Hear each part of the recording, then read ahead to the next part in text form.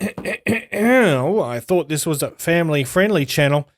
Anyway, in today's video, guys and girls, and whatever else's, in this video, we're looking at the SeeAudio X Z Reviews Rinko IEMs.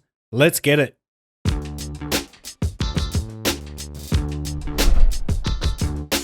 What's cracking, audio fans? It's David here from Prime Audio Reviews. So yeah, the Rinko. Well, yeah, a bit suggestive on the cover there. You know, if you're familiar with Z Reviews, you are probably not surprised in the least. Well, you probably know about this already, which is half the reason that you bought the things in the first place. So let me start with a couple of things. First of all, the price is $99, so sitting firmly on that $100 mark.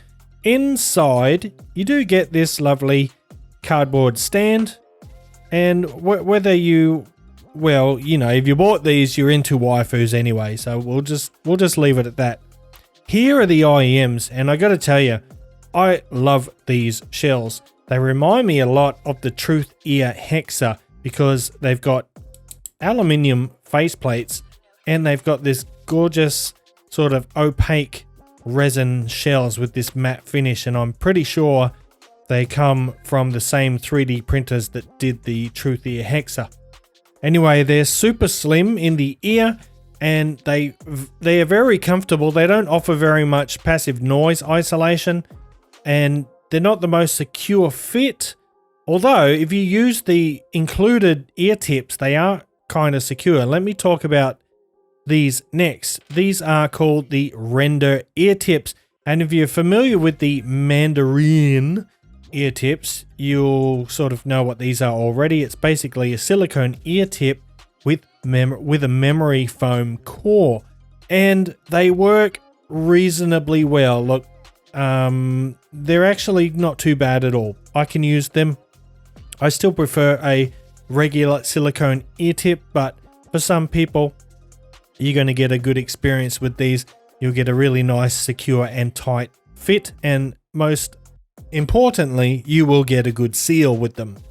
Now, the stock cable is a kind of generic silver-plated copper cable, I think, or it might be OFC, oxygen-free copper, I don't recall, but it doesn't matter because that's what it looks like, and it works okay. Standard 0.78mm 2-pin connectors, 3.5mm single-ended termination, and it's a decent cable. You know, for a $100 IEM, I wouldn't expect any more or less.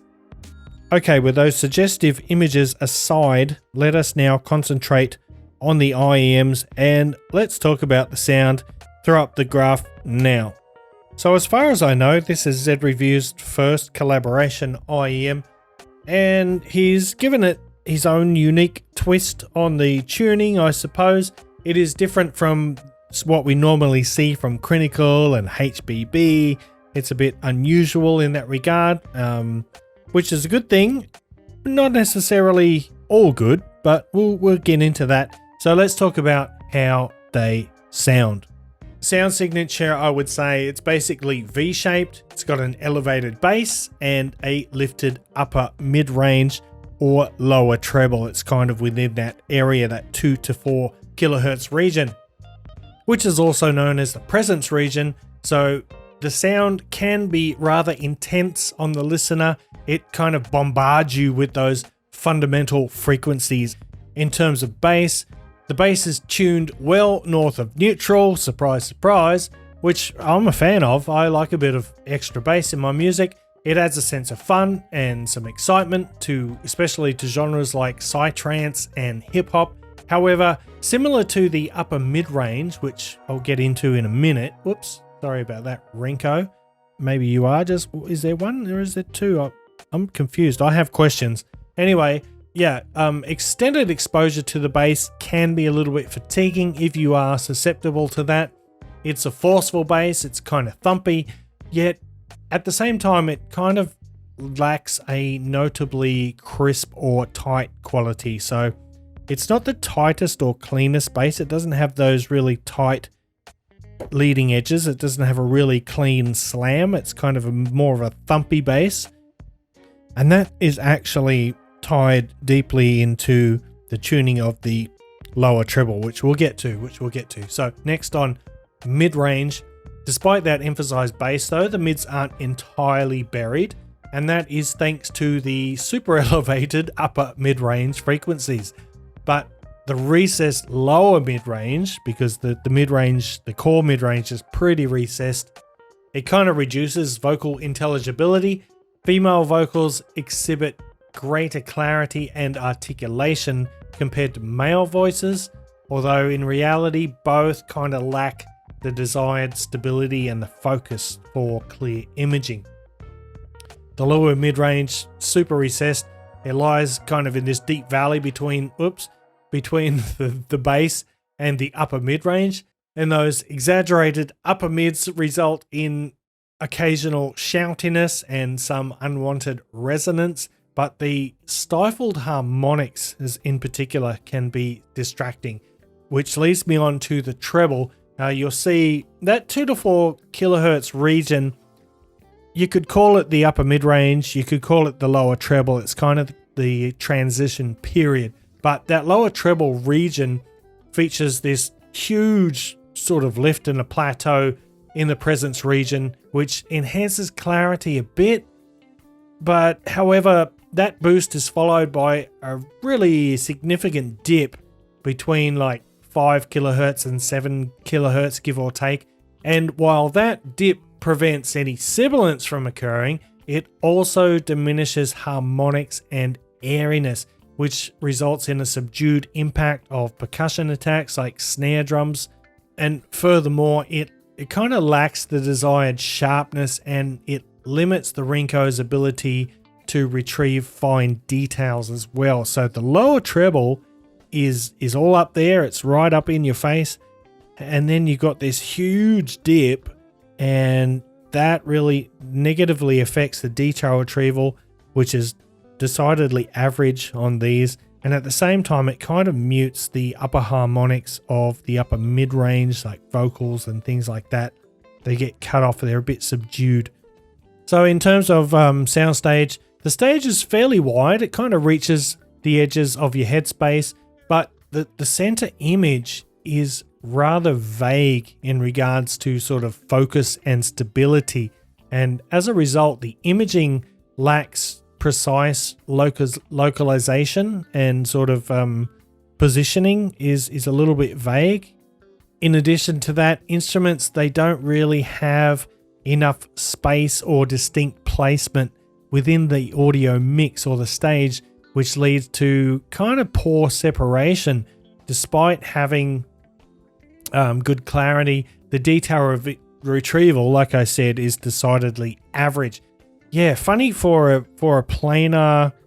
I didn't mention the driver configuration. So we've got a planar and a dynamic driver, which is a rather rare configuration. And despite having that planar driver in there, the instrument separation and the overall resolution isn't particularly great. And I put that down. I'm gonna blame it on that big dip in the core treble region. And that's just really the main gripe that I have with these. It's not a bad IM, that's for sure. It's like pretty fun, but it's definitely got some negative aspects as well. So anyway, let's do a couple of comparisons. I'll start with the 7 Hz legato, which is also a bass heavy IM. In fact, it's more bass heavy than the Rinko. This has got a quad driver configuration. Is that right? No, it's a dual dynamic driver configuration. It's got more bass impact, it's got more bass weight and presence. The legato has a more conventional sort of upper mid-range, whereas the Rinko puts all of its eggs in the presence region basket. Like it banks its whole kind of personality on that extremely exaggerated upper mid-range or lower treble area. It sort of banks everything on that. The result is the legato sounds more natural. In addition, it has extra vocal presence because it doesn't have that sort of heavily recessed mid-range.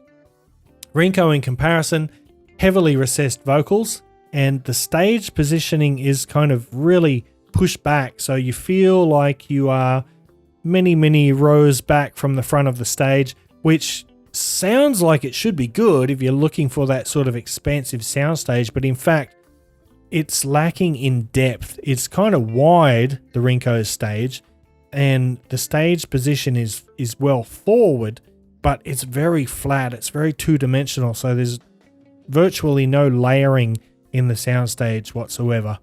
And that means that instrument and vocal placement is not very precise. It's not a 3D holographic type of stage. It's sort of very two-dimensional.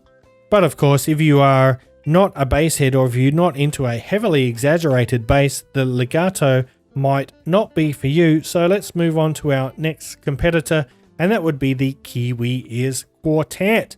And the Quartet is a quad driver IEM, as the name would suggest. It's got 2 dynamic drivers and 2 balanced armatures.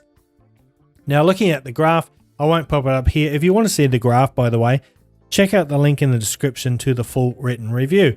So if you look at the graph, the bass presence on these two looks almost identical, but in fact, it's much more present, the bass that is, on the Kiwi Ears Quartet. And that is because the Quartet has a more conventional upper mid-range, whereas the Rinko sort of shoots for the stars, shoots for the sky in that area, and that sort of takes some of the edge off the bass. It puts all your concentration and all that energy into the upper mid-range. So the Quartet's bass is more hard-hitting, it's got a greater impact. The mids and the vocals are more forward on the Quartet.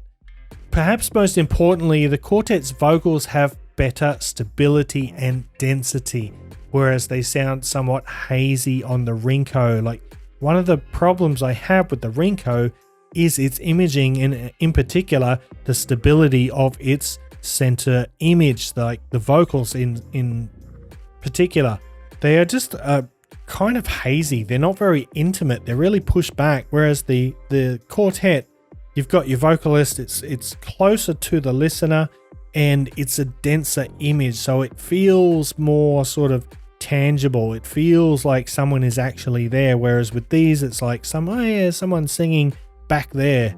Treble extension is better on the Quartet. The notes on the Quartet sound airier and more precise, and the overall coherency, I feel, is better on the Quartet as well. As a result, its vocals and instruments sound more accurate in sort of tone compared to the Rinko. So in regards to technical performance, I think the Quartet comes out ahead, mainly due to that steadier center image and its cohesiveness, its soundstage depth, and consequently better imaging. All right, so that is the SeeAudio X Z Reviews Rinko IEM. What do I think overall? Look, it's decent. It's all right. I don't mind listening to it. I'm not mad at it, but it is in such a competitive area that I think the other two that I mentioned, the comparisons, probably edge it out a little bit. But even then, even more so, lesser priced or cheaper alternatives like the Moondrop Aria, like the Heidi's MS2, like the Truth Ear Hexa, I would actually choose probably all of those, any of those over these, because they're just a little bit off, and that is due to, like I said, throwing all its eggs into that upper mid-range basket, and it just doesn't quite work, especially with that dip in the lower treble, which attenuates or subdues the upper harmonics. So overall, look, I know some people will buy these just for the waifu, and if you're into that, well, just go ahead. Look, they're not a bad IEM, but in the view of the overall market and the value, I think there are better options out there. Anyway, I'm going to wrap it up there, guys. Thanks for watching. If you like this video, give it a thumbs up, Parfam audiophile style. If you're new here, hit that subscribe button so you don't miss out on future videos. And until next time, I'll see you later.